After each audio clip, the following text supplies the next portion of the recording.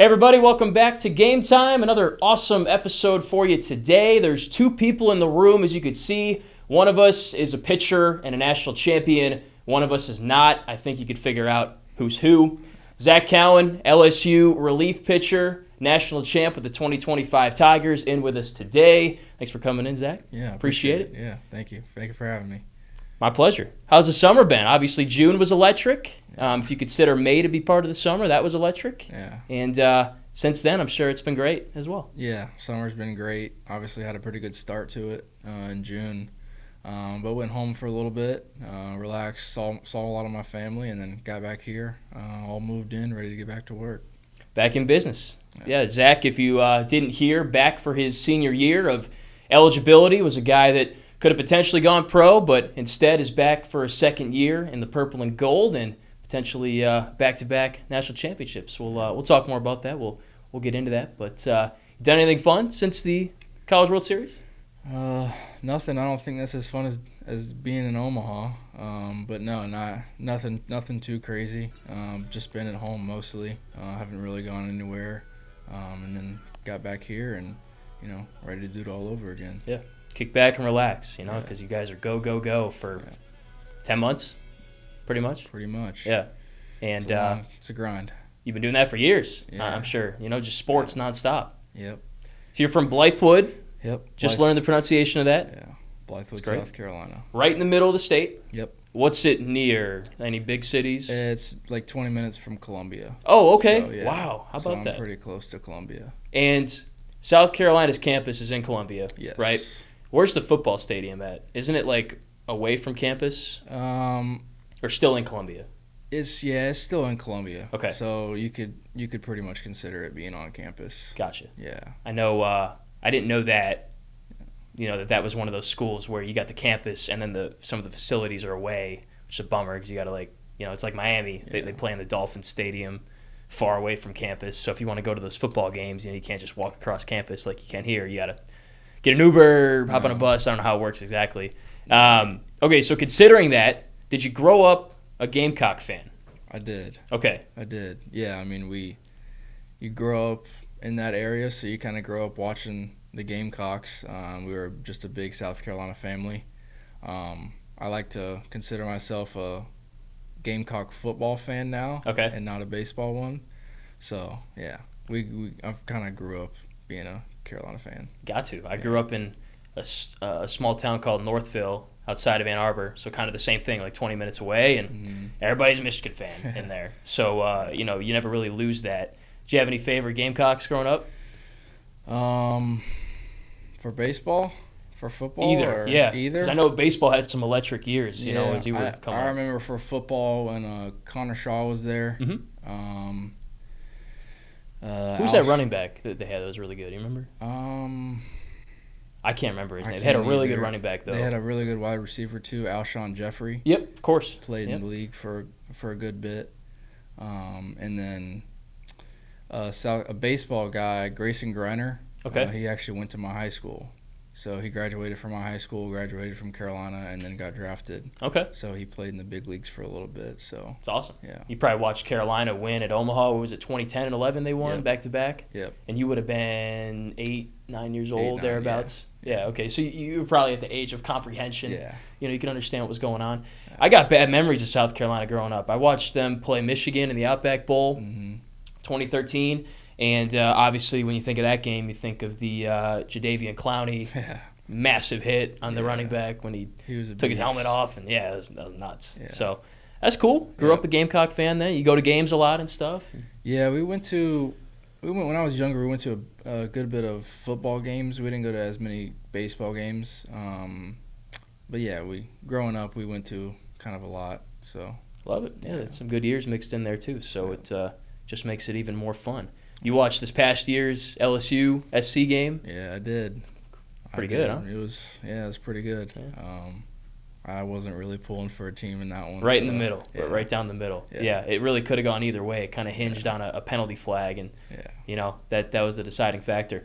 By the way, have you watched that new documentary on the SEC? I actually started it. I think I'm on episode 3. So you've seen the episode where they kind of did the behind the scenes of the LSU South Carolina game and stuff? Yeah, I've seen that. That was cool. Yeah. Interesting to watch for sure. Now the rest of it gets better and better. Yeah. I'm having a hard time putting it away. I got work to do, but I'm like, I really want to watch it. So yeah, it's awesome they do that. They should do that for baseball too. I know. I don't know if Jay would like the cameras being around that much, but yeah, I feel like he's probably a little used to it by now. Yeah. You never know. Yeah. But that'd be cool. We're always, around and bothering you guys, seeing what's going on. So yeah. What's one more, For sure. You like Shane Beamer?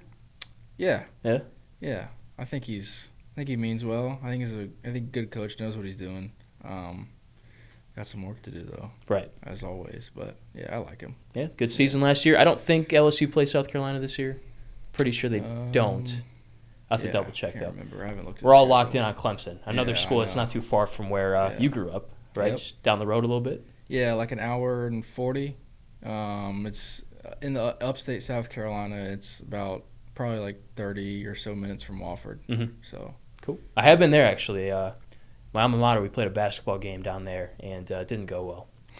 But beautiful campus they got. Yeah, it's nice. They got the Tom and Jerry cannons. That's what I remember about that. Yeah. All right, but enough about SC and Clemson. As much as I enjoy talking about, kind of where you're from and everything. So a little bit about your family. Mm-hmm. Your dad, what's his name? David. Police officer, right? He is. What's that like? Well, my brother is also one. Oh, really? Okay. Yeah, so kind of got the cop genes running the family. My dad's been doing it for about 7 or so years. He's in their investigator unit. Okay. So comes home with a lot of cool stories. He can't tell us in detail, but you still get somewhat of a story. But it's cool. It's interesting. He loves it. So there's never a dull moment at the dinner table. There's always something to talk about. Always. Sure. Yeah. Always. That's cool. What did he do before he was a police officer? Because I imagine he's done some other stuff in between. He worked in insurance. Okay. Kind of in the Columbia area.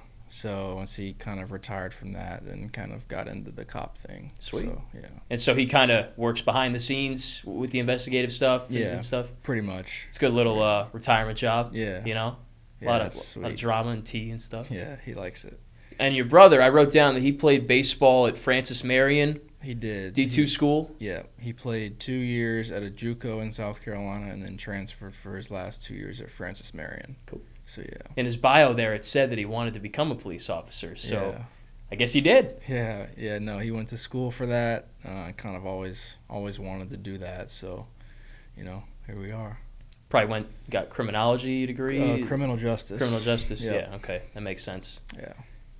Would you see yourself becoming a cop if at the end of baseball, whenever that is? Yeah, possibly. It might be like a little further down the road thing for me. So I don't really have any other things in mind right now other than baseball, so trying to focus on that. But I'd be interested in it probably for sure. Yeah, you got the demeanor for it, I think. Yeah. If you can kind of get up there and handle 11,000 people screaming at you and trying to fire a ball through a box, an imaginary box, and you could handle, some rowdy people out in the streets or whatever the case. Yeah, I consider probably the streets definitely a lot more difficult. Yes. But you have the demeanor for it. Your heartbeat, I feel like, doesn't get above a certain level. Very, very composed from what I could tell. Yeah. So, okay, that's cool. So that's a little bit about your family. Your mom, how many siblings do you have? Just older brother? Brother, yeah. Gotcha. Okay, yeah. Probably a handful though. Her taking care of the two of y'all over the years and stuff. Yeah. No, just us two growing up. So cool. Yep. What's like the number one thing you've learned from your parents that's helped you throughout life?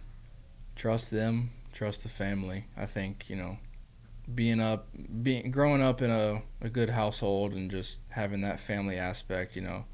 Just being around them a lot and having a brother to look up to. So I think my mom and dad did a great job of raising me and my brother and just kind of bringing us up the right way. So we just got a good head on our shoulders for sure.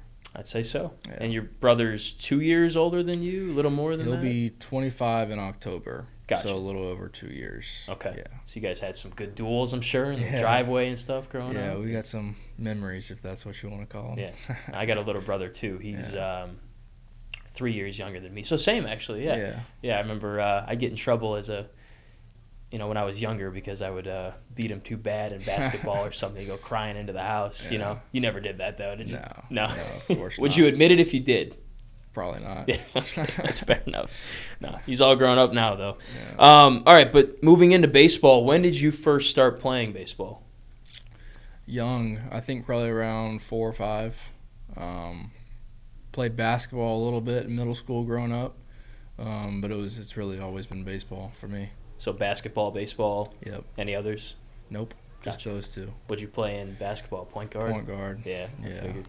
Yeah, I really enjoyed basketball, but I knew baseball was going to be my future. So, kind of when high school came around, gave the basketball up and picked up the baseball full time. So. And it was baseball all year round, Yep. training and Yep. everything. What was that schedule like? Well, it was a little different when I was younger, just because I was a two-way, so I was doing both. I honestly wasn't pitching as much, so I was focusing on fielding and hitting. But like you said, it was kind of a year-round thing, so just keeping up with that, playing fall ball, and then we're still going to tournaments and all that stuff. So yeah. What'd you play in the field? Shortstop. Okay. And second too, a little bit, but Gotcha. mainly shortstop. I saw your perfect game profile, and it said SS. I figured that meant shortstop, Yeah. but it was in like a spot where I couldn't tell if it was some kind of graphic or if that was the position you played. Yeah. Because I don't see you as a shortstop personally, You enjoy that though, Yeah. playing that position? No, I kind of always go back to the fielding because I loved fielding.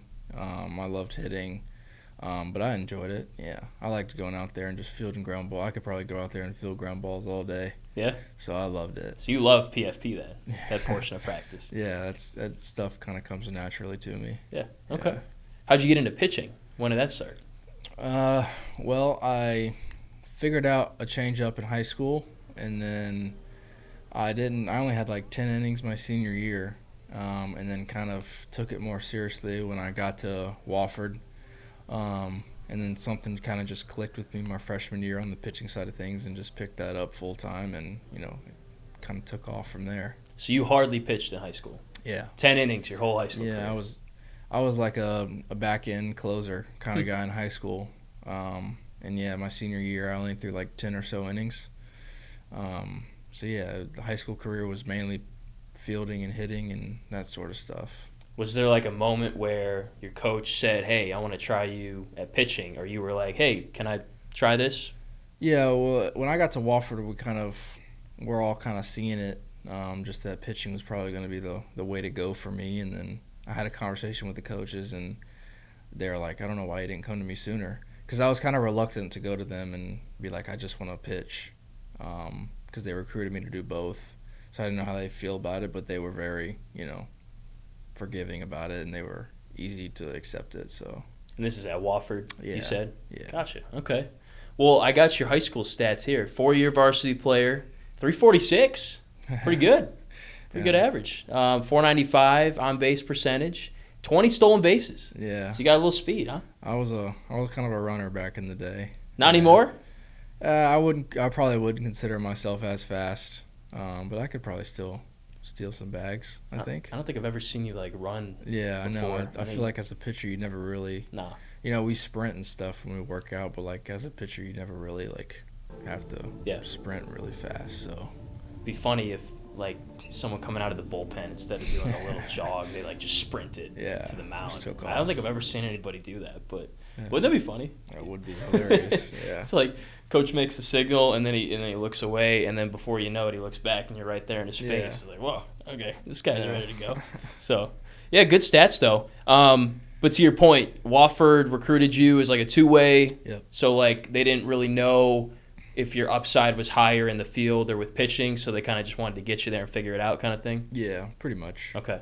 Pretty much, and then that's kind of when the pitching took off, and because I never really in high school I never really took pitching seriously, so I never really focused on it, and then getting to Wofford, doing it every day, and throwing with a purpose, I think just something clicked in there and just kind of took off. So when you say you didn't take it serious, you mean you were just kind of locked in on being a shortstop? Yeah, I was throwing as a position player, and I wasn't focused on throwing as as a pitcher, because I feel like there's definitely a fine line between the two.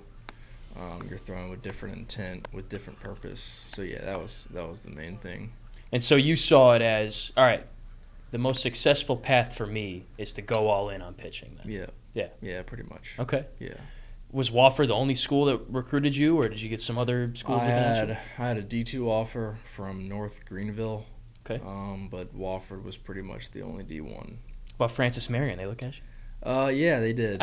I would hope so. Yeah, they did. They did. But, you would have overlapped with your brother 1 year, right? Maybe 2.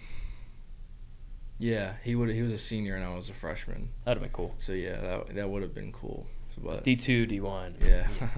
Thankful for Wofford for sure. Was that kind of why you chose Wofford as the best opportunity of the ones you were offered? And yeah, I think so.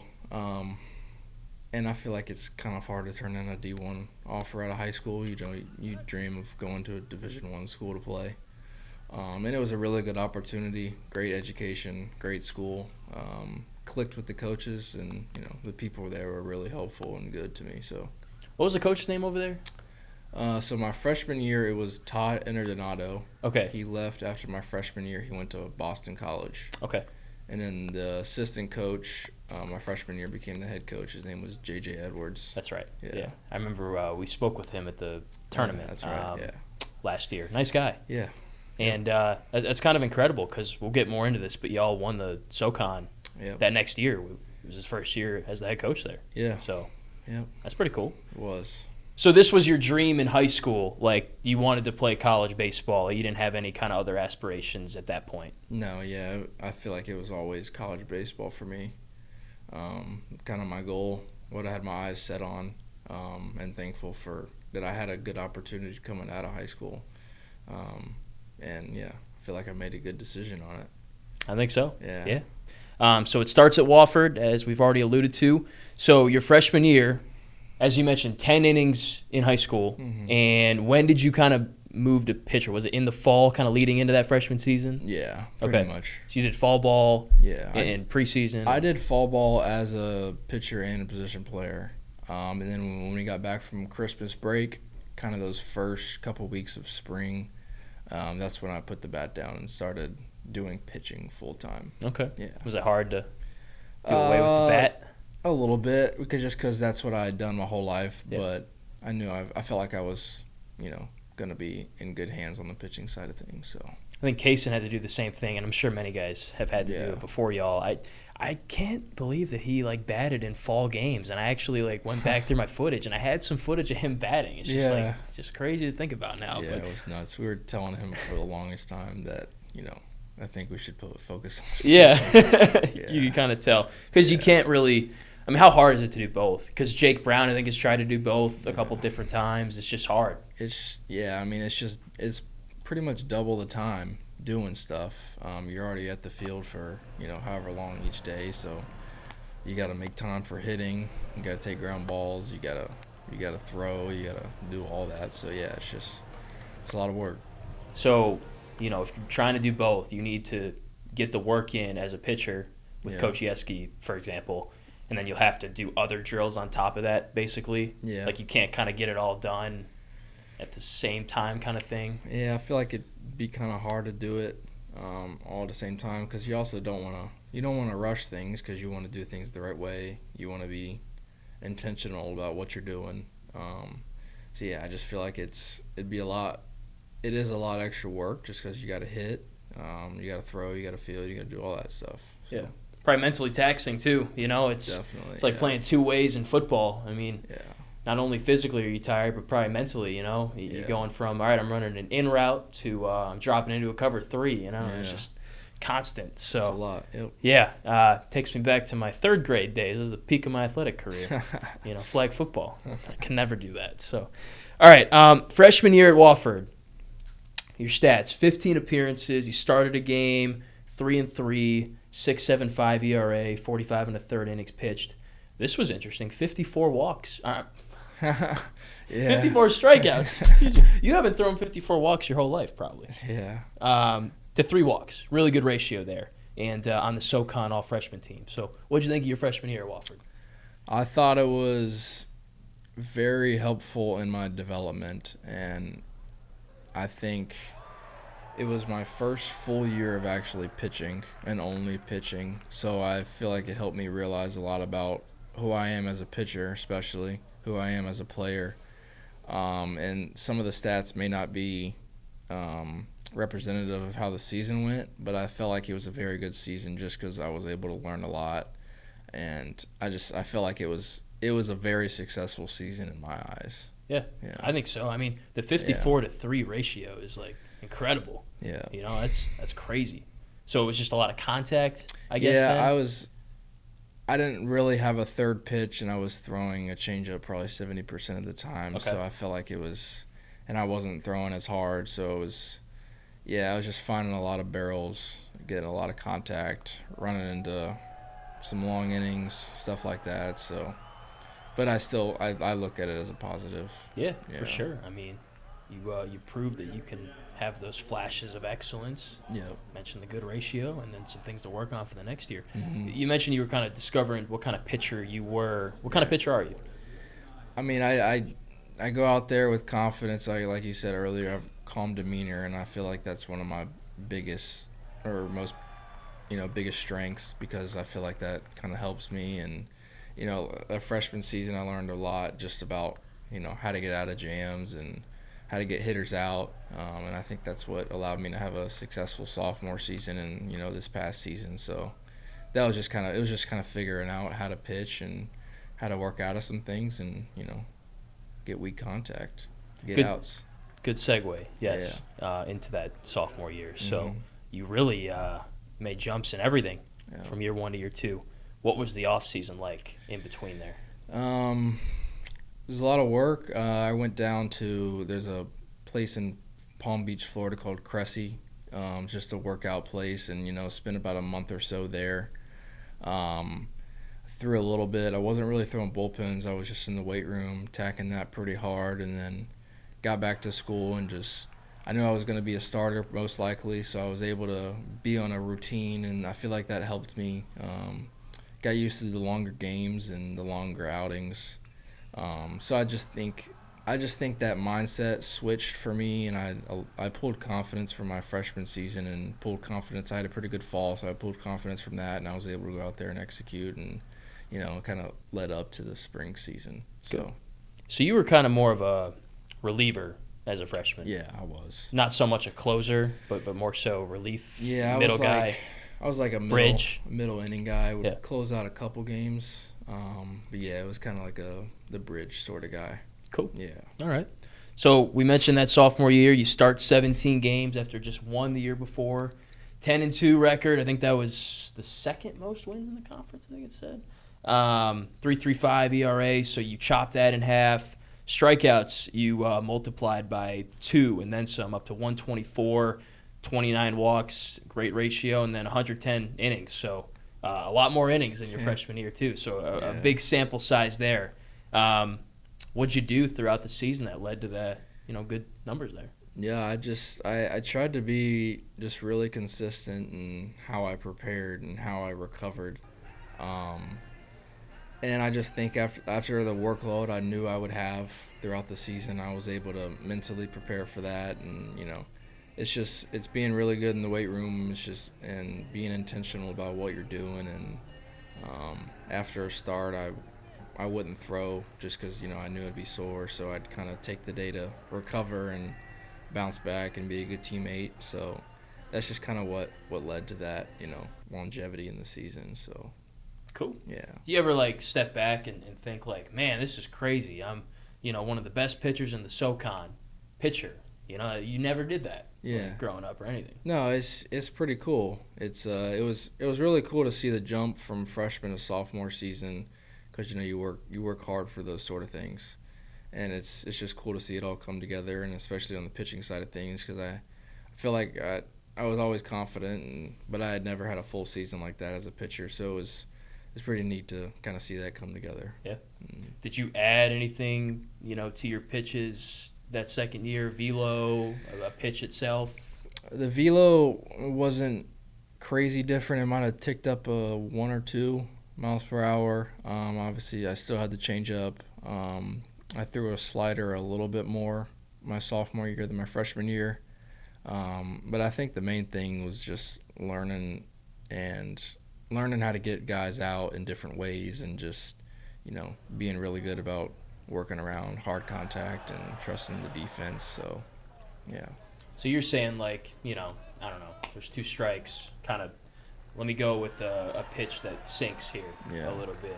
Like, just being smarter about, they might get contact, but using that contact against them kind of thing. Yeah, and I think some of it my freshman year was I was trying to be too perfect. You see the 3 walks. So I think I was almost scared to walk someone. And I think my sophomore year I gave myself a little more leeway with that. Obviously had more innings, but had more walks as well. So it was just allowing myself to be more free and trust my pitches a little more, not to be so perfect. And I think that definitely helped me out a good bit. So you're saying when there's 3 balls, maybe being aggressive and trying to paint a corner, kind of thing. Pretty much. Gotcha. Yeah. And not being, tentative to, like, this has to be in the strike zone or else. Yeah, and I'm just going to mindset of trust my stuff, It's a hard game. So the hitter has to hit it, so we'll let him try to do his job. But So you had fastball, slider, and the changeup. Those are your 3. Yeah. And you rotated them a little bit more than the first year. Yeah, I was still fastball, changeup mostly, but threw my slider a little more than freshman year. Okay. Yeah. Get more into that later on in the show here. Kind of what you're doing this off season to add to that, or kind of what your outlook is there. But in that same sophomore year, you guys obviously win the SoCon. Just for those that aren't really familiar with that brand of baseball, what's it like playing in that league? It's very offensive, I'd say. I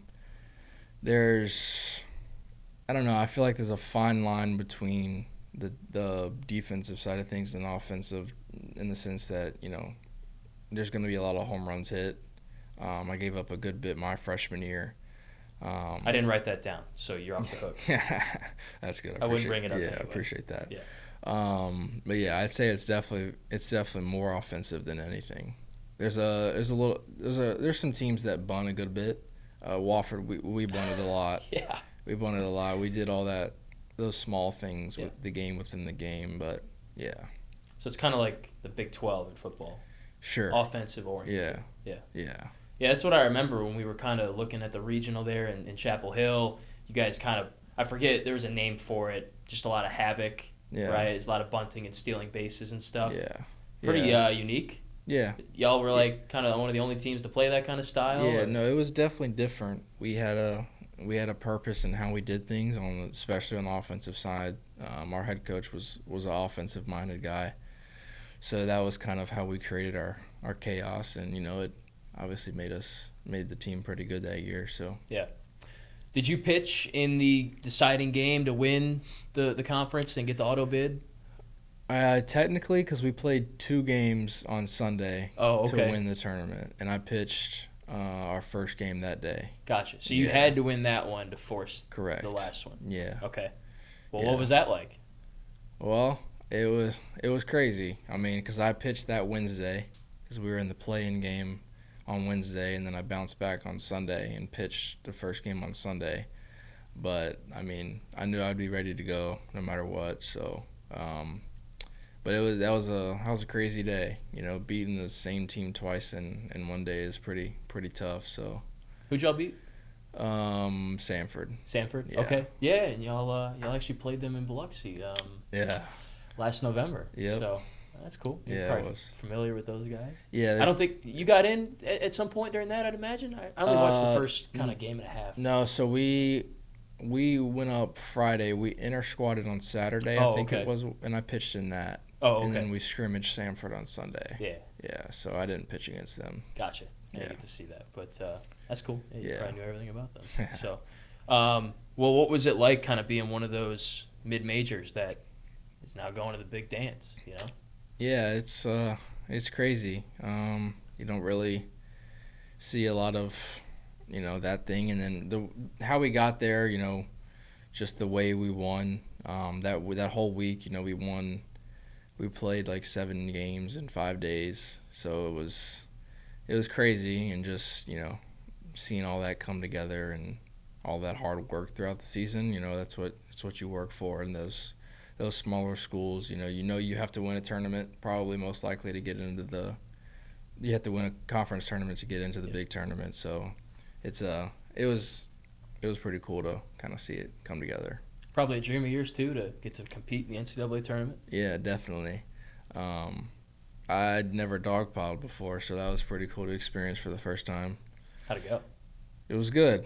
Yeah. I was kind of in the middle, so it was all right. It wasn't horrible, but it was worth it. So I always get worried that people are going to get injured. Some of these guys jump way high in the air, like they're off a diving board, and it's just landing on other humans. Yeah, it's. But you made it out alive, so yeah, that's all that matters. And then y'all go to Chapel Hill. Had you been to Chapel Hill before? I guess it's not too far from where you grew up. Yeah, not too far. It's about 3 or so hours, but I had never been there before. So beautiful, we were especially the sunset. We were very impressed. Very nice stadium and just nice city. So yeah. So it was y'all. It was Long Island. Were y'all the 3 seed or the 4 seed there? We were the 3 seed. So Long Island was the 4. Yep. And then obviously LSU was the 2, and then North Carolina was the 1. Yep. What were kind of your initial, outsider thoughts on LSU? Because you guys played in the opening game, I think, right? Yeah, we did. So I mean, you see LSU, you always think of the powerhouse. So it's not that we were scared or anything, because that'd be crazy of me to say, but just what kind of program LSU is, and they go in there with probably the most talent in the whole regional, but we were ready to attack it and get after it. So you're probably looking forward to that too, because that's a big stage, probably the biggest stage you've ever played or pitched on. So where was your head at going into it? Good spot. I knew I wasn't going to pitch that first game. There's actually a chance I went in at the end of the game before we ended up losing, but my head was in a good spot, and I was just kind of ready to experience it all, because it was a first time thing for a lot of us. So it was just trying to soak it all in. It was a close game too, wasn't it? Like 4-3 or something. I think Milam hit the walk-off. Yeah, so we were winning 3-1, I think is what it was, and LSU hit 3 consecutive solo home runs to walk it off. Dang. So yeah. So long ago, it's hard to remember. But, yeah, that must have stung, because that would have put you on a good spot. Yeah, we would have been. It's big to win that first one. Kind of hard to swallow that one, just because of how it ended up. But so the plan was always for you to pitch against Long Island and not in the first game. Yeah, my plan was going to be to pitch the second game, but once we were kind of winning towards the end of that game, I kind of went down to the bullpen just to kind of get moving to see where things were at, and then I was down there for the end of the game. So so there's a chance you may have gone in to lock that one up. Yeah. And then maybe pitch again on short rest like you've done the week prior or whatever that SoCon tournament was. Okay. Yep. And then y'all beat Long Island. Yep. On that next day, and that would have been the program. Is that first ever NCAA tournament win? First ever. And you were out there for it. How about that? Yeah, it was nuts. I mean, just kind of for that small of a school, just to kind of put them on the map, so to speak, and just kind of do it in the fashion that we did it was really cool. Yeah. And to have a first-year head coach in that year, and just to do it with that team, it was pretty neat. Is he still there? Yeah. Cool.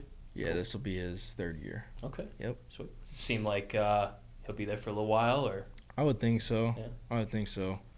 I don't really see them making any moves soon. So. How'd they do last year? I don't know exactly. I kept up with it a little bit, not a whole lot, just because there was really no need for me to. But I think they had a decent year. Gotcha. They made a good run in the tournament. Yeah. But yeah. Well, it's tough with the portal, if you have good players, Lord knows someone's coming to get them. Yourself included. So, and I still can't believe, like, I went to y'all's open practice at in Chapel Hill last year, and I was all right. They got this guy named Zac Cowan. He's a really good pitcher. Try to get some video of him, So we're previewing the game, talk about him, and you had offered to throw some pitches for me in y'all's bullpen so I could get some video, but I didn't want to do that because God forbid you injure your arm or something, and your coach, would absolutely hate me for forever. So, but then months later, you're in the portal and you commit to LSU, and it's like, wow, okay, that's crazy. Yeah. It's just weird how life works, and now here you are now. So yeah, no, nuts. Crazy is a good way to put it. Yeah. Because I never saw myself ending up here. Me neither. Yeah. In a completely different way. But yeah. So what was that process like? Deciding to enter the portal. You're a draft eligible junior guy, so you had to play 3 years always. I was actually draft eligible after my sophomore year. Oh, really? Okay. Yeah. So you kind of had a decision to make then. Yeah, but it wasn't as big as this past summer. Okay. Just because after deciding I was gonna go into the portal, I knew I'd have some good opportunities come my way, and I felt like that was what I needed to do. And you always dream of playing pro baseball, but I didn't feel like it was my time yet. So I wanted to come to a school like this. Did you want to kind of add a little bit more and improve a little bit more? Yeah, I mean, or that's what the scouts were telling you? Or? Yeah, I kind of felt like in my head I knew what I needed to improve on. I needed to, have a good third pitch. I needed to tick up in velo, and I needed to be at a bigger school to prove myself, and be around a team like this and be in the best conference in college sports. So that was kind of the main thing for me. All right. Yeah. As you look back on that, did you have professional opportunities at that point? I did. Legitimate ones? Okay. Yeah, I did. Later rounds. So you had to choose between going or yeah, staying, quote unquote. Yes. Okay. Pretty much. As you look back on it, you're happy with how things have worked out since then? Obviously, you got a whole nother year, to attack and stuff. Absolutely. I don't have a single regret that I can think of. I feel like it's easy to say because of how we ended last season, being national champs, but either way, no matter the ending, I feel like I would have been just as grateful for the whole process, the whole season. So yeah, I mean, on the one hand, you make not 1,000, but some decent money to go pro. On the other hand, you come here and you win a national championship. So yeah, I mean, either way, you couldn't go wrong. But I think it ended up going the right way for you there. I definitely feel like I made the right choice. Yeah. Yeah. So did you have like an agent or? Yeah, I did. At that point in time, did you have one? Not as much last year. I had one kind of at the end of the summer Gotcha. last year, kind of after I entered the portal. Yeah. So I just kind of want to learn how that all works because, I mean, that's a lot of phone calls and logistics to sort out, right? Yeah. So you kind of had someone going to bat for you and putting your name out there and talking to people. Yeah, a little bit. My agent's actually kind of we consider him a family friend, so Okay. we've known him for a while. From Blythewood or thereabouts? Or? Yeah, so he's from that area. He's from the Columbia area. He played baseball at Clemson. Okay. He played professionally too. So yeah, we've known him for a good bit. And then we kind of got in touch with him, and because I feel like I probably needed some help with making these sort of decisions other than my family. So that's when we kind of gave him a call and got things working. So. And it helped the Yeah, process and stuff. Definitely, he's been super helpful. Good. So. Okay. So what were you kind of looking for in your next school when you entered the portal? Yeah, just a school like this. I didn't know it'd be LSU. I wanted to go to not a bigger school, so to speak, just because I wanted to be in an environment like this. I wanted to get out of my comfort zone because I was close to home. I've been close to home my whole life. So I wanted to learn more about myself and be at a place like this. And you can't really beat the SEC when it comes to college baseball. So I wanted to be in the best environment, playing the best competition, and being around this group of guys and the coaches that are here. So. Mm-hmm. Yeah, you're obviously very familiar with the SEC with growing up in near Columbia. Yep. And how far was Wofford from where you're from? About an hour 45. Okay, so decent drive, but nothing like this, right? No. What was it, 8-9 hours to get here? It's about 11. 11, Yeah. so even more. Yeah. Yeah. Yeah, it's a pretty long drive. It wasn't as easy as getting to Wofford. You could just hop in the car and drive home, but wouldn't want to be anywhere else in here. So yeah, and to your point, it's a good opportunity to expand and see a new part of the country and be on your own a little bit more and that kind of stuff. Try some new food. Exactly. Yeah. No, I'd never been to Louisiana. Me neither. Yeah. So you probably took a visit and that was your first time coming here or something like that. Yep. Yeah, you and me both. It's cool though, Yep. I mean, you catch on quick. So, Yep. did you ever consider staying at Wofford for your junior year? I did. Yeah. I did. I didn't really know I'd end up going into the portal, just because I liked it there. I liked the people that were there. I was comfortable with the coaches. I knew I'd have the same role pretty much the next year. But that was ultimately why I decided to come here and enter the portal, just because I wanted to, be able to compete in an environment like this and, pave my own way. So, yeah. Your first impressions of Jay Johnson. I'm sure that y'all maybe had shared some words at the regional or something like, hey, good luck, man, something like that. But what did you think of him? Well, I feel like he had a good bit of energy. Sometimes he can be more laid back. But I felt like I could see from a distance that he, stood for the right things and taught his team to play the right way. And then experiencing that firsthand, it was even more evident that my opinions were true about him. So yeah. And Nate Yeske and Jamie Tutko, I'm sure you met all of them throughout the process and stuff. And yeah, they were all great. I was super comfortable with them and super happy to finally be able to meet them. So yeah.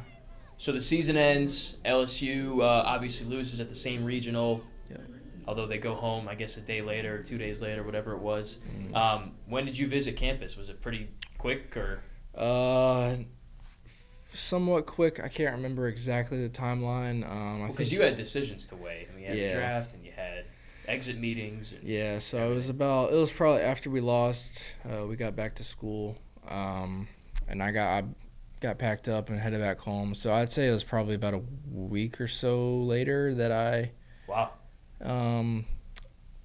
entered the portal. Maybe I think I took my visit on June 12th of that summer. I remember that because this past year when we went to Omaha, we left for Omaha the same day I took my visit. How about that? So that was pretty crazy. Yeah. Crazy how much can change in a year, huh? I know. And what were your first impressions of this place? You flew here. Right? Yeah. Yeah. Okay. Yeah. Wasn't impressed with the roads, but blown away by. Is there a story with that? Or? No, just I wasn't really used to all the potholes and all that. You got good roads in South Carolina? They're not crazy. They're better than here for sure, which I feel like is the deal with a lot of places. A lot of people would agree with you. Yeah.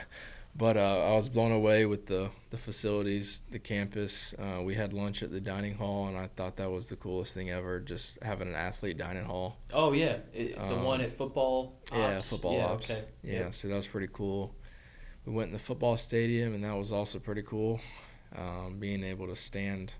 You go on the field, and you feel like you're surrounded by walls that go straight up, just because of how big it is. But, yeah, I was blown away by this whole place, really. Yeah. It's a lot to take in. Yeah. You saw Mike the Tiger? Oh, yeah, we did. Yeah. Cool, huh? I think my mom enjoyed that a little more than me. Yeah. She probably wanted to pet it, but. Yeah. But, yeah. I never know if, how that would go. If something tells me just watching them all day, they just sit there and they don't do anything. Just chilling. Like, I don't even know if they would even care if you went in there and petted them. Yeah. Probably don't want to find out, but. Yeah, no, probably not, but. A little bit different campus than Wofford, a little bit bigger and everything. And yeah, just a little bit. Yeah. We had 1,800 kids at Wofford, so big change. Yeah. Big change. But I was surprised at how fast I got used to it once school got started, and you just got to get acclimated to everything and get comfortable with everything. So I was able to do that pretty quick. That's good. Yeah. What are you studying here? I was originally doing sociology. And now that's one of my minors because I'm doing interdisciplinary studies. Okay. Yeah. What's that like? What do those classes entail? Well, there's 3 minors that go with it. It's business, sociology, and leadership development. All right. Those are my 3 minors. But the classes are good. A lot of the professors know a lot of baseball players, and our advisor is great at getting us in good classes. So, yeah. It's good. Yeah, you guys are scholars. Let the record show. Yeah. Highest GPA, I think, in program history, was it? Yeah, I think there's something like that. Yeah. Shout out Jake Brown. Yeah, I know. That's funny.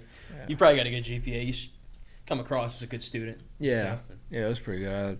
I try to take my school seriously. I think Wofford taught me that because I had every class I had was in person there, and I got a good bit of online here. Okay. So I was able to, being at Wofford kind of taught me you kind of had to take it seriously in order to be eligible there because that school was pretty hard. So it got me ready. So good. Okay. Yeah. So you mentioned, playing in a bigger environment, bigger stage. I'm sure you had other SEC opportunities too. Why was this one the right one for you? This LSU was the second visit I came on. I had more scheduled. I went on South Carolina on a Monday, came here the next day. And just the whole day was just something I can't really describe. I mean, from the coaches to the people to the area to the facilities, we were blown away by the whole thing, and I knew I didn't need to take any other visits. So you had other ones planned after that? Yeah, I had a couple more planned and canceled them and committed here that day. Wow. Yeah. Take me through that moment. Well, we went to dinner. Where? Fleming's. Oh, nice. Okay. Yeah. Right. There's steak. Yep. Coach Johnson, Coach Jordan. I can't remember if Coach Yeske was there or not, but it was the three of them, me and my family. And I talked to my family after the visit before dinner. We were just in the hotel room catching up a little bit, talking about the whole day, and I was like, "This is where I want to be. This is where I need to be." And then we sat through dinner, ate dinner, and then after dinner, outside in the Fleming's parking lot, I told Coach Johnson I was going to commit. So that's how it kind of all came together. He probably bear hugged you or he tackled did. you or something. He did give me a big hug. Yeah. We hear those stories a lot. Yeah. I think he always said that when Tommy White committed, he jumped over the table and hugged him or something. Just imagining that. I wouldn't be surprised. Yeah. Yeah. Well, that's cool. Yeah. And I'm sure that plane ride home had to feel good. Definitely. Having your next kind of plans all situated and stuff. Yeah, definitely. I was comfortable with the whole place, and I think that just made my decision much easier, and I felt at ease with the whole thing, and I definitely made the right decision. So it was good to have it made. Yeah. Yeah. Jay had said a couple things about you.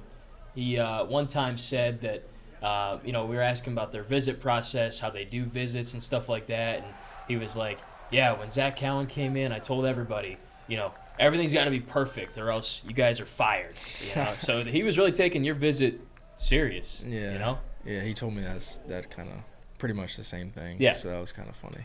And then, when he was looking at you, he said many times that he didn't really look at analytics, numbers. He kind of just thought you were a good player, so he didn't really care about all that stuff. And you had good analytics and numbers too anyway. But, yeah. Just what's your reaction to that when a coach is just so confident that he's getting a good player? Yeah, no, it's great. I mean, it gives you confidence boost as a player that your coach trusts in you like that. And then, I just felt so welcomed on my visit, and I felt like he really wanted me. He saw me for who I was. I'm not the typical SEC guy that's throwing super hard. But yeah, it was good to have him in my corner and being able to trust what he saw in me.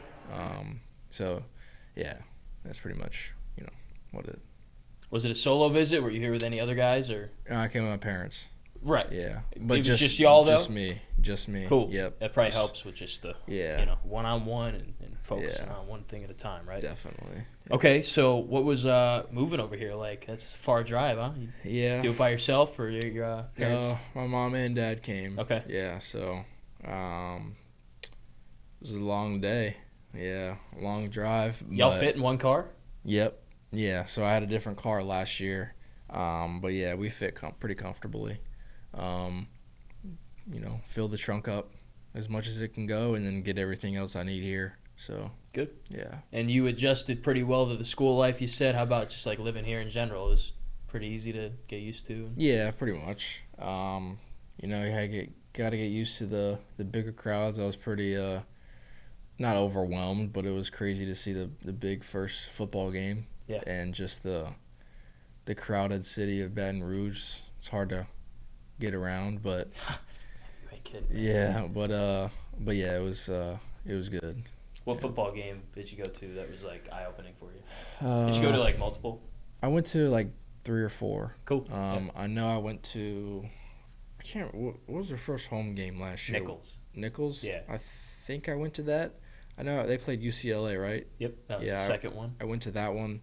I went to the Ole Miss. That one was hot. Yeah, that was like West Virginia, super regional hot. Yeah. And I went to the Ole Miss game, which was pretty cool. Yeah. Stormed the field on Did that you go one. on the field after? Yeah, that's awesome. Yeah, so that was pretty cool. And then I can't remember if there was one more. Yeah, they had Vanderbilt. Yeah, I didn't go to that one. It might have just been Oklahoma. They had Oklahoma. Yeah. The last one of the year was Oklahoma. It might have just been those three. Yeah. Yeah. It was a good season, but besides Ole Miss game, not a whole lot to recall from. Did you go to Alabama? That may have been the other one. I actually didn't go to that one. Well, you didn't miss anything. Because I watched it on TV, but that was the night before we went Biloxi. to Biloxi. You guys were in Biloxi. That's right. Yeah. Yep. So I wanted to. You were on the mound that day. Yeah. That was inter squad day. So Yep. cool. Okay. Yeah. So you mentioned the big crowds. You're reading my sheet here. You go from Russell C. King Field. That's what it's called. Yep. Is there a nickname for it? That's a mouthful. Call it the King or something? No. The Russ? I don't think so. No, we never. Those are two good options. Yeah, I know. We should call you up for the nicknames. But, jeez. Not good at that. No, we never really called it anything special. Well, capacity was 2,500. Yeah. And then here you are at the box. Capacity is times 5 that, essentially. 10,326. Plus, a lot of other people standing around and stuff. And your first game was against Southern. Tuesday or something. It was a cold, gray day. Yep. It wasn't sold out, I don't think, but decent amount of fans there. Just what was that experience like, getting to pitch in that venue for the first time? Yeah, I mean, even though it wasn't sold out or anything like that, it was still more fans than I've ever pitched in front of. Because we probably got 100 to 200 fans at every game at Wofford. So it was a cool experience. You just really, in that scenario, you just try to soak it all in, because that was the first time I've been in front of that kind of crowd. So yeah, that was pretty cool. Good opportunity to do that opening weekend, because you didn't have to pitch at all. Yeah. So you kind of could just take it all in. Yeah, right? Exactly. It's crazy. Yeah. Did you? I mean, you hear about it, you see it on TV, but actually getting to be in uniform, you're on the team, they're there to see you play. Yeah. It had to be awesome. Yeah. No, it's like it's a dream come true, I'd say, because you watch all those games on TV and then you're actually in front of that kind of crowd. So yeah, it's a pretty cool experience. How many autographs had you signed before you came here? Before I came here, 10.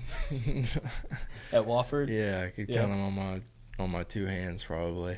And you probably signed a ton this year. Yeah, it's hard to even count. Yeah, you can't. It's cool count. though. It's like you're a pro player. It's definitely pretty cool. I think the first one that I signed was probably at opening weekend. My parents here. I think my mom cried. Yeah. So that was it was cool. It was definitely the first. That first weekend is pretty cool, just to kind of see all those kids. They look up to you, so that's pretty cool. Yeah. You see anybody rocking your jersey this year out there? I think I saw some Cowan jerseys out there. Yeah. I don't know where they get them from. I guess can't remember. I think they pro sell shop them, or something. I think they sell them on Fanatics maybe. Yeah. But yeah. No more DH gate. No. You don't have to go and get them from China. Yeah. Not that crap. Yeah. Good old NIL. Yeah. Okay. Well, take me through fall ball. Just kind of, you were competing for a starting job. You had started at Wofford. How did y'all kind of settle on you being a guy out of the bullpen? Yeah, I mean, the fall was good. I felt like Coach Johnson had told me he kind of knew what pitcher I was. So, like, even though I didn't have a crazy good fall because I was experimenting with things, I knew I needed to have a better slider. So we were working with things in game that I knew that would make me better in the spring. So it was a very good spring, very productive fall. Very productive fall, just in the sense that it made me a lot better. I developed some things, and going into the spring season, I felt like I had a pretty good shot at cracking the starting rotation. But obviously, you have 3 pretty good guys that got that. Yeah. And then as the season went along, I had a pretty good role, you could say. So yeah. Yeah, can't feel too bad about getting beat out by the 3rd overall pick. No. Yeah. Anthony went 95. Something like that. And then Chase went in the 40s or something like that. Guys that went in the top 3 rounds. Yeah. I mean. Yeah, exactly. Oh, well, Yeah. right? Did you kind of like the role that you were given? Yeah, definitely. I mean, it's obviously you want to be that guy in the SEC. You want to start, but to be looked at as a 3-inning closer on Friday nights in the SEC, it was pretty cool, and I was super thankful to have that role on a team like this. Yeah. Yeah. A little different than what you did previously, but you kind of got some experience with that your freshman year. Yeah, so you're kind of ready for it. I was pretty familiar with the coming out of the bullpen thing, so it was good for me. You said you were working on things. Like, what's the one thing that you feel like you gained from all those fall scrimmages that really helped you this year? It was finding cues with my slider, finding ways to throw it a little bit harder, make it a little more efficient, and just it got a lot more consistent just because I was throwing it more, because I wasn't throwing my changeup as much because I feel like I always have that in my back pocket. So I was just trying to make the slider better. I was throwing it more in inner squads, throwing the fastball more. I think that helped with the velo and just working with some things like that. So your changeup's like your signature pitch, right? Yeah. I mean, it's like a ghost. I read about it all the time on social media. How did you develop it? I don't know. I kind of found the grip in high school. My high school coach kind of worked with me on it, and then I've kind of always had pretty good feel for it. I feel like being a position player, I was always athletic enough to do it, and just felt comfortable and athletic enough to throw it. So I just feel like I've always had pretty good feel for it, and just throwing it off the mound, it's even more comfortable for me. So. And other guys have been trying to learn it from you, from what I hear. Yeah, there's been. It's hard to teach guys that, though. I bet. Yeah, because I feel like there's, I try to tell them what I do, but it's really there's nothing crazy that I do with it. I throw it with the same grip every time, throw it with the same arm speed. I don't do anything crazy with it. It's just kind of like a feel thing. So. Why is it so tough to hit? Does it have a little bit of a dip, or because I've never stood in there and looked at it, So. Yeah, well, I think I don't know. I've heard from guys that I throw it with the same arm speed as my fastball. Kind of comes out of that same window and just kind of drops. So I think that's probably the main thing. Yeah. Well, very successful this year for you. You really tore through the regular season. You got first team All SEC, and then towards the end of the year, at A&M, you go a third of an inning twice and give up a couple earned runs. At South Carolina, an inning and 2/3, and then against Little Rock, you kind of struggle in those 4 outings. Just kind of uncharacteristic for you because we'd seen just pure dominance basically and consistency all year. Just how difficult was that for you? And then coming out the other side, the light at the end of the tunnel. Yeah, and it was difficult. I mean, just because I had been successful all season, and you kind of hit a rock, so to speak, like that in the season at the end of the season. So it was tough to kind of accept, but my confidence never wavered just because I trusted everyone around me, and I wasn't gonna try to change anything. I wasn't gonna do anything drastically different. I knew I needed to get back to work, and I knew things would click. That's not gonna happen forever. So it's and like you said, light at the end of the tunnel, and ended the season on a pretty good note. So yeah. So it was really just like a matter of fixing some small things. It wasn't like you woke up on the wrong side of the bed kind of thing. Yeah, I know. I was making some good pitches, and it's the SEC, so they were putting good swings on things, and I had a couple, like you said, a couple uncharacteristic things, but it was nothing that really shook me. Never got in my head about things. I was always confident, never gonna try and reinvent the wheel or anything like that. So yeah, I mean, turned out good. I was just trying to draw positives from everything. Yeah, no doubt. I mean, those are important games, but not season defining. There's always going to be more baseball after that. Was it cool, by the way, getting to play in Founders?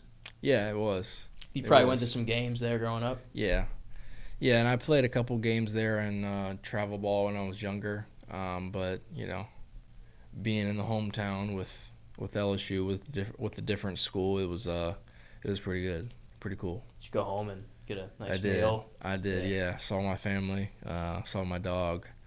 So yeah, that was fun. That was good. Is your dog with you, or is it a childhood home? It's home. He stays home. Yeah. What's his name? Cosmo. Oh, nice. Yeah. I So like that. he comes from the. Have you ever seen the show Seinfeld? Yeah. Yeah. Cosmo Kramer. Okay. Yeah. Okay. So that's what we named him after. There you go. I'm sure there'd be a lot more people watching right now that would appreciate that. Yeah. I was always more into The Office than Seinfeld, but I've seen a few episodes. I've never actually seen The Office, but we were. I know that one probably hurts, but we were a big Seinfeld family growing up. Yeah, I feel like you're one or the other. I mean, it's similar. Sitcoms. So. Yeah, pretty much. That's cool. What's the breed? He's a mutt, but I think it's funny. He actually has a little bit of terrier in him, I think. Oh, there you go. Yeah. So he's we just tell people he's mutt. Yeah. Yeah. Have you ever considered getting a dog here? I know a lot of baseball guys have them.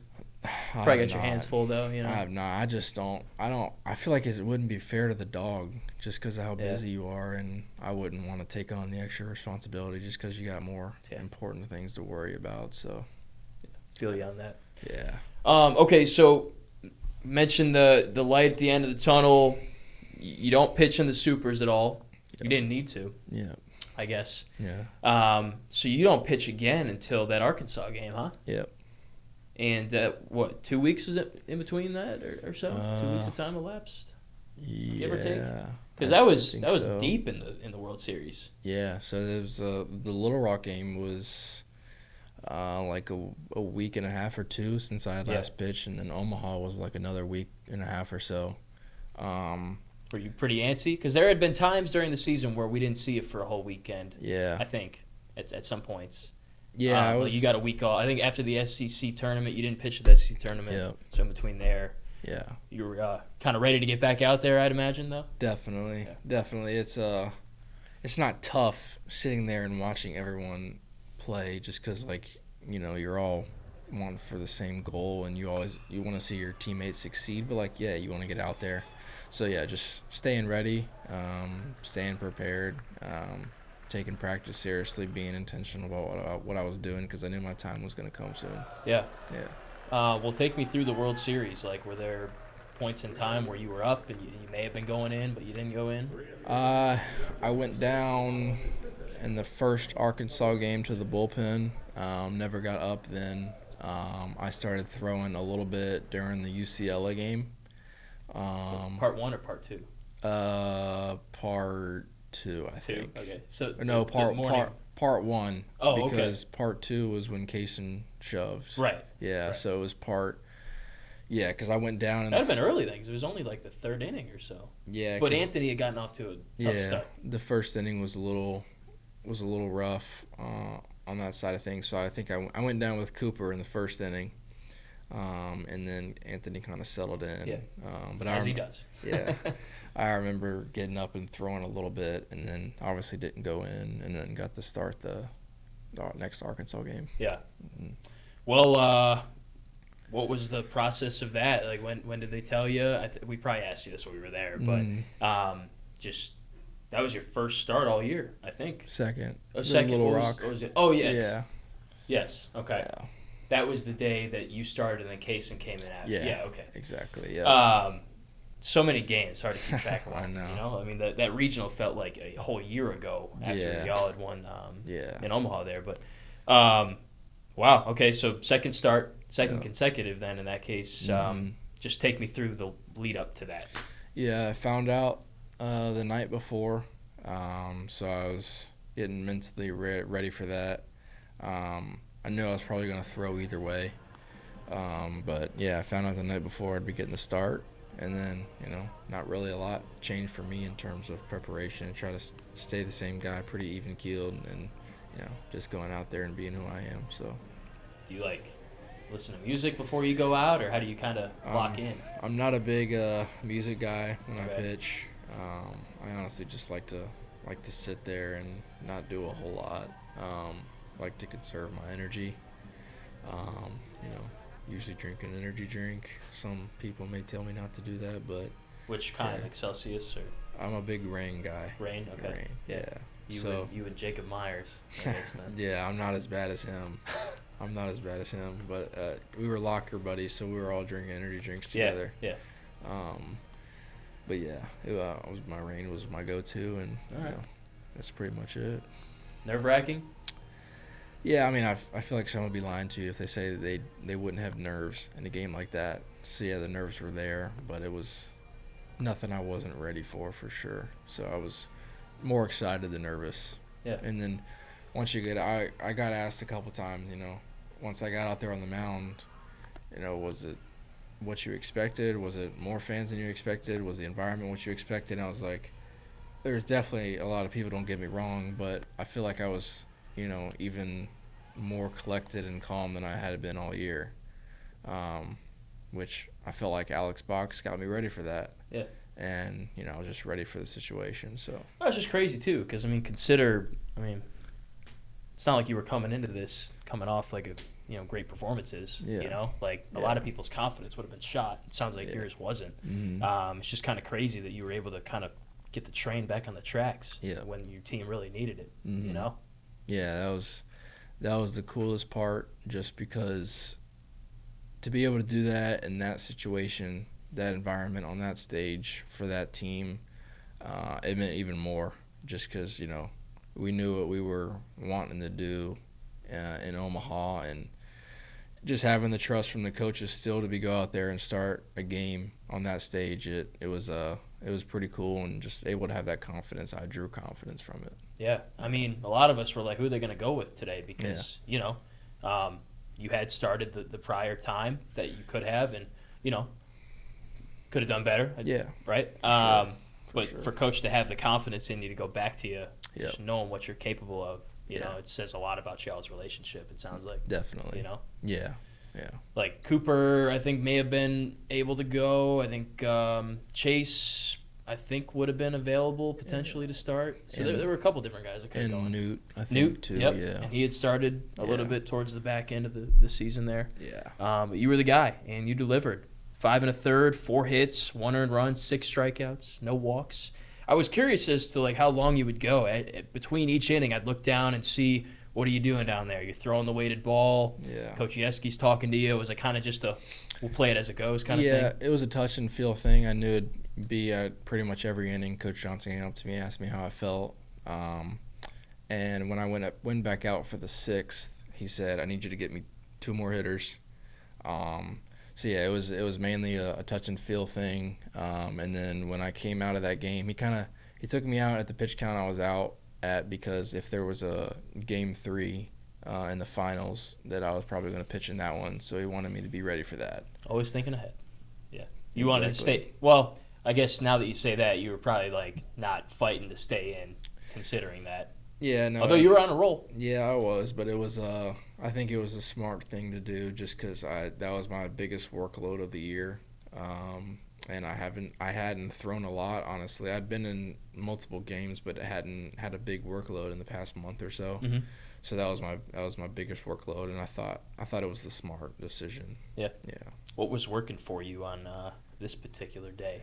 Because that's the most innings you pitched all year. Yeah. 5 1/3. Yeah, and what's crazy is that outing, I actually threw my slider the most. Oh wow. The most okay. pitch. So maybe that was it there. Yeah, it was working really well for me. And the previous time I faced Arkansas in the regular season, when they came here, I was more changeup heavy, more fastball heavy. So I knew that's probably what they'd be looking for. And you had a good outing against them that time too. I did. Yeah. I did. And so I knew it probably needed to lean on the breaking ball more. So that was working well for me. So how about that? Yeah. What'd you feel, walking off the mound after Coach took the ball from you? I had to feel pretty dang good. Yeah, it was a good feeling for sure. Felt like I had a lot of support around me, and then I remember walking off the field and just kind of looking up into the stands, kind of taking it all in, just kind of glancing around, and because that probably there's only really a chance you go there once, but obviously you want to go back there again, so. Yeah, just trying to soak it all in. Yeah, had to be cool pitching in that stadium and just being there at all, and then you throw probably your best game at least at LSU for sure. Yeah. At the perfect time. Yeah. You know, it all worked out. It's great. It was really a storybook ending for sure. At that point in time, were y'all winning? Was it 2-1 maybe or so? I came out and it was 1-0. Okay. Arkansas. Yeah, so they were up. And then obviously the crazy ending. What was that like from your perspective? I mean, I get more nervous when I'm not in the game. And it was I found myself pacing just because you're try not to take up too much energy, but you're still trying to watch the game and support your teammates. But yeah, I mean the last 2 innings of that game were nuts. Yeah, probably fun to watch. Yeah, I mean, definitely. Worked out well. You know, you guys were running and chasing down Jared. Yeah, that was fun. Did you you didn't get the win then technically, did you? No. Would have been I can't even remember who came in, to be honest with you, after. Yeah. Chase was probably in at some point. Yeah. I can't remember. It's so many games. It's hard to remember it all. Still, I mean, you guys needed to win that one. Otherwise, it would have been tough to get Arkansas in that second one after that. Yep. And you give them 5 1/3 of 1-0 baseball and gave them a chance to stick around and stay in it. So, had to feel good. Definitely. Yeah. You were a big contributor in that. So, and then just winning the whole national championship. I mean, kind of cool. You play Coastal. Yeah. South Carolina team. Yeah. I think you had a high school teammate on the other team or something, right? I did. Coastal shortstop. We played together my junior year. Yeah. So, yeah, that was we ended up having a little interaction after the second game. Tried to give him space, obviously, just because. Sure. Yeah. But found my way over to him, dapped him up, gave him a hug, and, so. Yeah.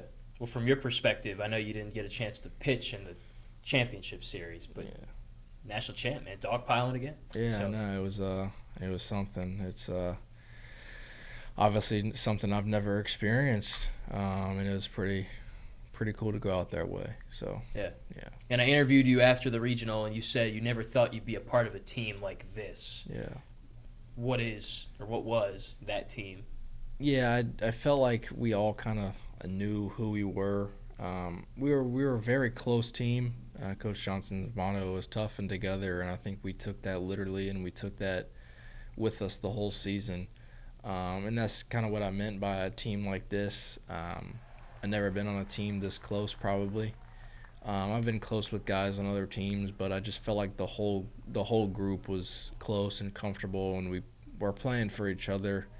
And I just felt like every guy was pulling in the same direction. I felt like we were just kind of pacing ourselves for this run at the end of the season, and we were prepared the right way, and we had worked for it all year. It's crazy, isn't it? Because it's not like you guys were all childhood friends. Yeah, I know. It was your first year on the team, and a lot of other guys too.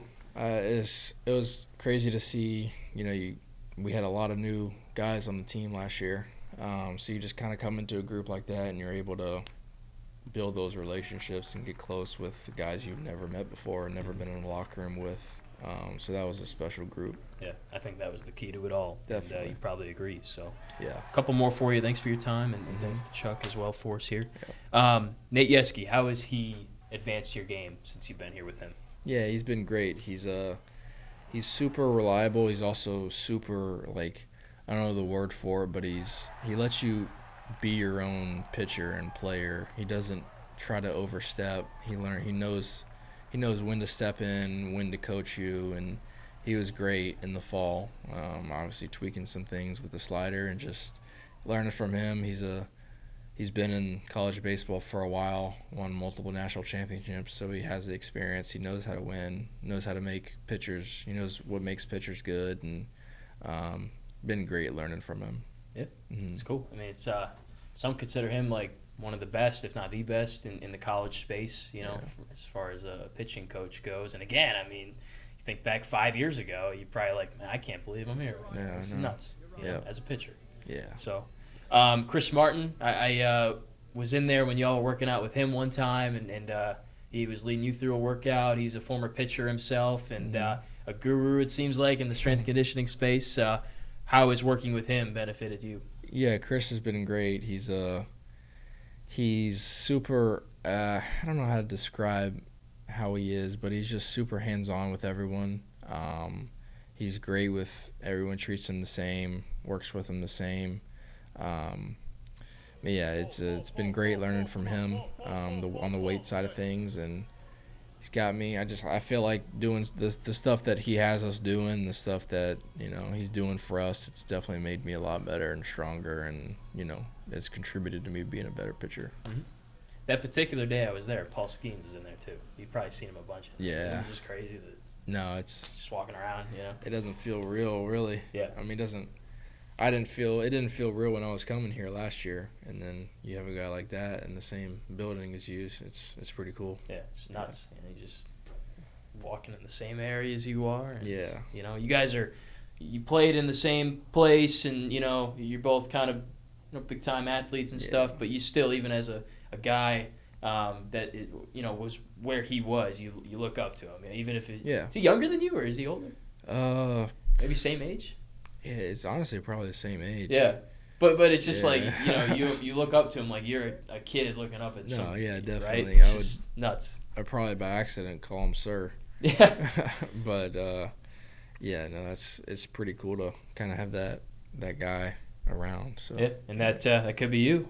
Next year or 2 years. So, okay. Well, let's get into the recent news here to close out. Obviously, you're sitting in the chair here with me. You're back in Baton Rouge for another season. Just the process of, end of the season, professional, and coming back. Yeah, I was weighing options. I knew I had to make an important decision. I knew if the draft didn't work out, I could come back here, and this is obviously not a bad situation by any means. And I knew that having this place in my back pocket, so to speak, was a great thing for me. I knew if I came back here for another year, this is the closest thing to the big leagues probably. So it's another year of playing in front of the best fans, being at the best school, having all these resources, having the best coaches around. So that was what ultimately allowed me to make the decision to come back for another year. Did you have some opportunities extended your way to start your pro career?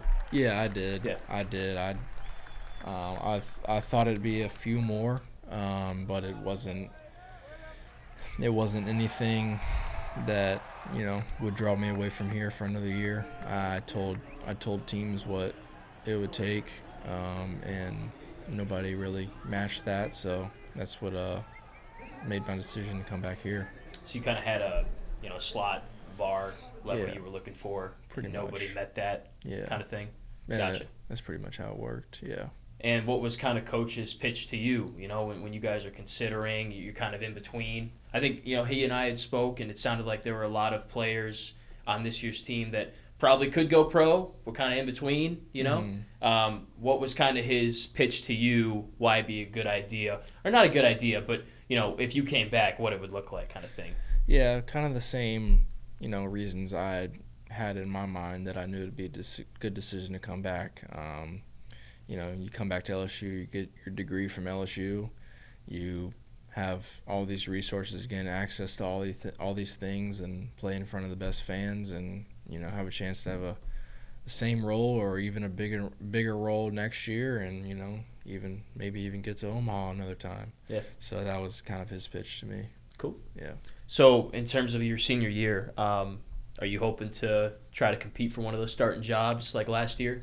Yeah, definitely. I think I probably have a good shot at that. I feel like they kind of know what kind of pitcher I am, and know that I can compete at this level. So I think going into the fall, I feel like that'll be a good situation for me, and I think they'll see it the same way. And you've done it. You've proven you can do it in the biggest stage against an SEC team. Yep. What will it take for you to be able to kind of consistently do that? Yeah, being prepared always, working hard. I feel like there's always room for improvement in every aspect. So just being super consistent in the weight room, I think it starts there. And then as fall comes around, doing the right things the right way, prioritizing the right things, and just being smart about everything I'm doing. So you got the fastball, you use the slider very well. Are you looking to add any more to your arsenal Do you need 4 pitches to be a starter? I don't think you. I think if you have 3 good pitches, you're in a good spot. Okay. But I feel like there's going to be some things I'm tweaking with Coach Yeski, and we'll find some things out. We'll work with some new things, maybe add a pitch and see how it goes, and see what the numbers on it are, and see how it plays against some hitters and that sort of thing. Awesome. Yeah. So I think I know the answer to this, but what are you hoping for senior year? Well, I want to go back to Omaha. I want to win another national championship.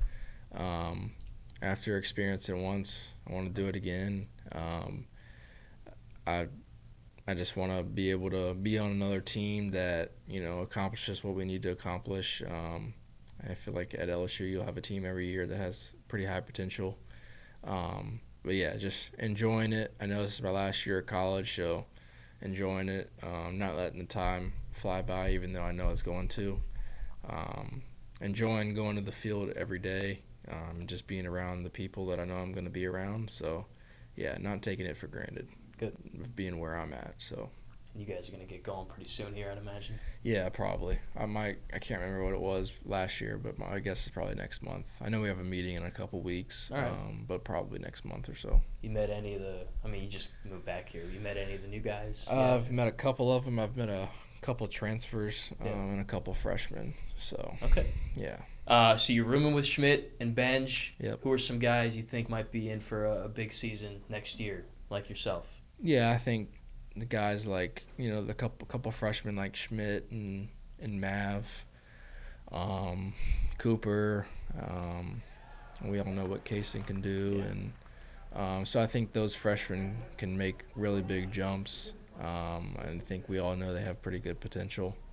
And then it'll be interesting to see all the other new guys, all the other freshmen, the transfers, see what they can do. So. Yeah. Looking forward to it, man. We'll Yeah, find me out a too. lot during the fall and Yeah. the spring and Yeah. everything leading into the season. It's far away, but it's going to be here before we know it. No doubt. So, No doubt. last question. You got any hobbies or anything cool about you besides Zac Cowan, the baseball player? Nothing crazy. I'm a pretty simple guy. I like That to. doesn't surprise me. I like to golf a little bit. All right. Where do you play around here? I haven't played around here honestly, because last year I didn't have my clubs with me, so it was Couldn't tough. fit them in the It in was the car. tough. Yeah. I needed to prioritize the important things. Although those are pretty important, but yeah. I played once here last year in the fall at the LSU course. Yeah, it's a good course. You guys probably can get over there Yeah. easier than other people. Yeah, but this fall I have them with me, so I want to play a little more. So we'll see. Sweet. There's some good courses not too far from here. So Yeah. maybe we'll have to play. Yeah. But what do you course. shoot? Well, I'm not like a great golfer. Okay, me too. But like probably in the hundreds. Okay, so like it's- low hundreds? Yeah, low hundreds. All right. So, Yeah. So like I go out there and I try to hit my slice probably goes farther than the actual ball. do you line up and try to? Yeah, I do. Yeah. Okay. I do, but it's still tough. But I enjoy it either way. I like being out there, and I'm getting better at chipping and my irons and that sort of thing. So Good. Yeah, What's your favorite club? probably a pitching wedge. Oh, me too. Really? Yeah. Yeah. That's sweet. It's all about the short game, Yeah. No, I love it. I like it's like a dartboard. You're just kind of popping it up. Yep. Exactly. Put it in there. Like you're putting a strike in the top of the zone. So. Yeah. Anything else you want to add on the way out? We talked about everything. Everything from Yeah. your dad's occupation to freshman year at Wofford to the Natty. Yeah, So. we covered some good stuff. I think Yeah, man. That's all I've got. Cool. Yeah. Thanks for the time. It's good Yeah. chatting with you. Appreciate you. Fun following you Yeah. all last season, seeing you develop and grow and Yeah. come from Wofford to here, and one more year of it. Let's do it. So I'm excited. should be fun, and hopefully another trip to Omaha in the cards. Yep. That'd be cool. Yeah, we'll So. see. Appreciate you. Yep. Big thanks to Chuck and everybody else behind the scenes, and thank you all for watching. This has been Game Time with John Eads with Zac Cowan. Be sure to like and subscribe, and we will talk to you soon, and certainly see you during baseball season.